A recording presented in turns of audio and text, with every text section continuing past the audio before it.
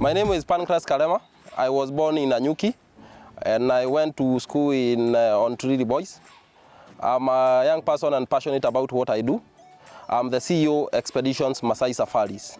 I lead a wonderful team and all of us, we are passionate about traveling and making your holiday magical. When I was being raised up, I was raised up by my both parents, my dad and my mom. I'm from a very humble background, somewhere in a small village in Nanyuki, Kadhari village.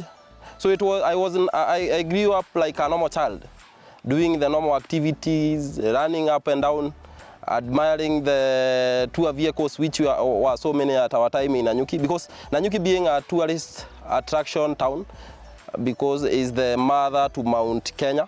There are so many tourists who come around those areas. And of course, Samburu National Reserve is located at the same area.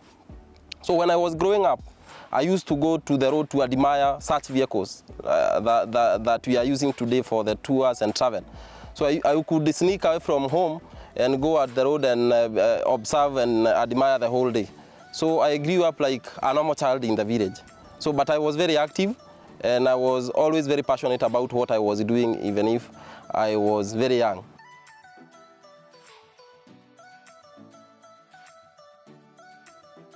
The first trip that we did with a very old matatu. And my MD was, at that time, he was not even believing in the dream because he thought that we cannot do it. But he conceived the dream and we took people to Nakuru National Park with a very old matatu. It was very challenging because the matatu, you know, it will go breaking down. These people have paid you. We charged them, I think, 800 bob per person, and the entry fee 200. So that was 1,000. When we got to the park, we were very shocked because we found out that the park fee was supposed to be 1,000. And this 1,000 is what we have charged, including transport. So it was a bit challenging, and we had to talk very well with the KWS and everyone, so that at least we can get entry. And these people who have paid, they cannot kill us, because they have paid, and what they have paid, even for transport, is what we are being charged at the gate. So it was a bit challenging. But anyway, for having the skills of negotiating and talking to people, we managed to convince the KWS that we are just students who would like to adventure, and we were able to get in. So when we got in, the driver, when past the gate, immediately past the gate, the driver told us that your money has ended. Because me, when you hired me, you told me that we are going to Nakuru National Park. So I was coming to drop you at the gate, and then I go back to Nairobi. So another challenge came. Now we are trying to tell the driver, no, you cannot do that because these people, you have to take us for the tour, because that is what we promised when we are marketing. And then after the tour, you take us back to Nairobi. So we did. I did personally. I did a lot of PR and talking to the driver, so that at least he can agree to take us in, and after that, he can be able to take us back to Nairobi. I promised him that I'm going even to add money, but at that time, he take us inside. We do the game drive so that these people, they don't kill me, and then after that, now I'll give him the money. So I was able to convince him, and we got inside and did the game drive. It was wonderful, and that was the changing point. That was my turning point, and I knew that I'll do the tours with a lot of effort and passion. Although that day I had already given up. But when we got back to Nairobi, I told myself I'll do it, and we do it professionally and with a lot of consistency, and we have to get the information fast.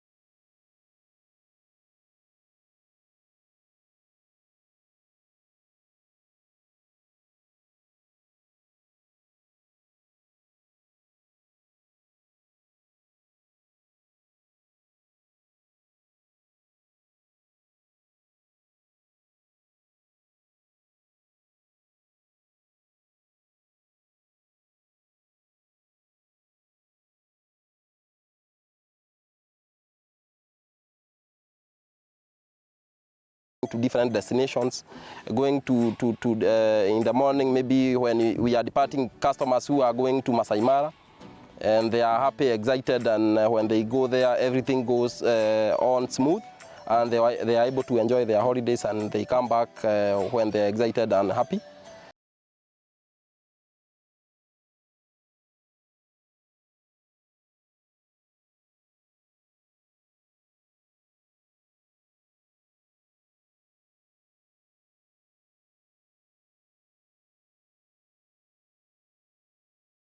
And maybe methods or maybe something different that I don't have passion about, I'm not passionate about, we could not be where we are today. So passion with whatever you are doing. If you are singing, you sing like there is no tomorrow. If you are a tour operator, you become the best that you can be in this country. So being passionate with what we are doing, that is what I can attribute to my success. My MD, when we met back in high school, we became good friends. So business developed after being good friends. Not because of that, the relationship that we developed when we were young. And you know, this is a person that we met when we were in high school. That is the age of 14, I think around 14. So this is a person that you have grown together. So you know each other so much. And every time you know which line not to close and which one you avoid. So because of that, the friendship is so tight. He is like my brother. So we know each other very well. And how we conduct business, there is no secrets between us. And we know what we have, and we have same goal and same dream. That's why we are able to work very well. I keep telling people that when we started Expeditions Maasai Safaris, we did not invest anything. Most people, they don't believe that. Because like most young people, they think to start a business, you need so much money and a huge capital so that you can be able to do that. But for us, it was no. We did not start Expeditions Maasai Safaris with any coin. What we did, we just invested in the good relationships that you are having with our friends. And this being a tour and travel business, we did not start in the way people think that our business should start. It started small. Like our first trip, as I'm talking about, it was a matatu, a old Rongai matatu. So that is what we used. And the people who contributed is our friends and colleagues. So they pay each and every person 1,000, 1,000, 1,000. And of course, as we top up. So we were able to do the first trip. Then after that, people, when we came back to school, people were able to spread the word that these people, they took us to a trip and it was very good. So people started joining. So there is no money that we invested. And at that time, we did not have even a website. At that time, our company was not even registered. We are just very lucky because we are calling ourselves the name Expeditions Maasai Safaris, and it was not even registered. And luckily, even when we went to register, the name was there. So we were just doing things like with our passion and hoping that everything will turn out well. Also, another thing that has made us to grow, or which has contributed the Expeditions Maasai Safaris to grow, is the social media. We took advantage of the social media. We were able to reach so many people. And you know, in social media, we don't need any cash or any amount of money so that you can market with your friends. Maybe you have maybe 4,000 friends. My colleague, the other friend, maybe have 4,000 friends. So those are 8,000 people. Suppose you share something on your timeline. So you have a potential of reaching about 8,000 people. So out of 8,000 people, maybe 10 of them will buy your product. You see how the gospel spreads? So with the age of social media, it has contributed so much to our growth and our success. Myself, I'm very humble. And I view that like an opportunity to change people's life. So I work so hard. And we work so hard so that we can ensure that we change people's life. That is by creating employment opportunities to young people. Because you look at this country, or even myself, when I look at maybe the colleagues that I had in the university or even high school, so many of them, they have no jobs. But me being young, and I'm blessed by God to own such a company, I work so hard, and I'm very humble, by the way, because is God's blessings. So I work hard so that at least we can be able to change people's life. I'm 29 years now, Last year when I was declared the youngest entrepreneur, I was only 28 years. It is humbling, and I feel so much honored because the people who voted for me are our customers that we are taking to trips around the world. So it's very humbling, and I'm so honored to be the young entrepreneur of the year 2018. And I can only say thank you so much to our customers who voted for me. In 2016, we were able to win the Organization of the Year award, which changed everything. That was our breakthrough. When we won the award in 2016, it was able to position us where we are right now in the market, because an award is a vote of confidence from the customers and public in general. When you win an award, it's like a vote of confidence. So it was able to change our brand from a small company to a company that is being feared by even the competitors. Pancras is just another person who is very humble. I don't have so many things that I do, but I'm so passionate about hiking and outdoor. So myself, if you don't find me in expeditions, Maasai safaris, you'll find me hiking, running, or cycling. That is what I do. When you start, at least you know that when you start, you can know the problems that comes up with the business. So I would encourage them to start something, not only to wish, because most people, like the young people, what they do, you are saying that tomorrow I'm going to start a company, tomorrow I'm going to start a business, but you don't start. Or there are some people with very good ideas, and that is truth. The people who are very successful in business, sometimes you don't even you don't have those business plans that people will keep talking about, and funding that people keep talking about. So what I would tell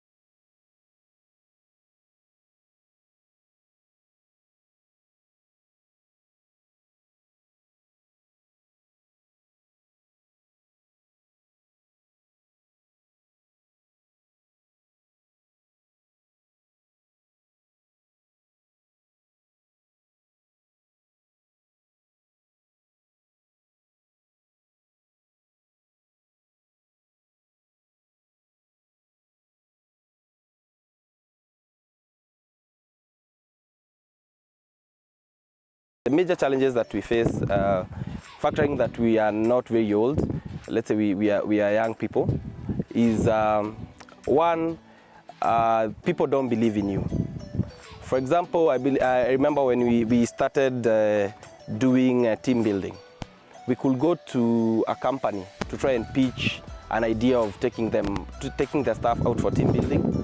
And the CEO are like, because they are old people, maybe they are old people or the guys that are a bit older than us, they look at us and ask us, what do you know about team building? What have you done? As you can see, you are young people. At that time, we didn't have much. We were looking very very funny. We looked very hungry at that time.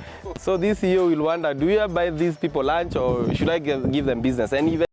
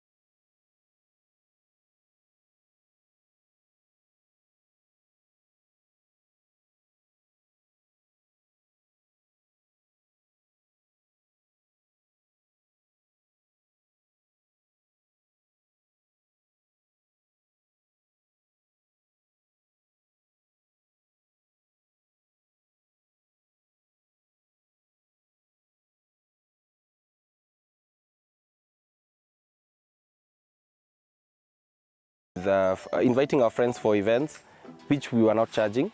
I remember there's a time that we went to Kasarani. We were doing a swimming event in Kasarani. You know Kasarani, the national stadium. So we went there. We got a few friends. You get to the gate. You pay your own fee. We also pay as the guys who have organized. Then we go out and swim. Just have a good time on a Saturday afternoon. So slowly we've grown from 2014. We've grown right now till 2019. We've grown. We have right now we have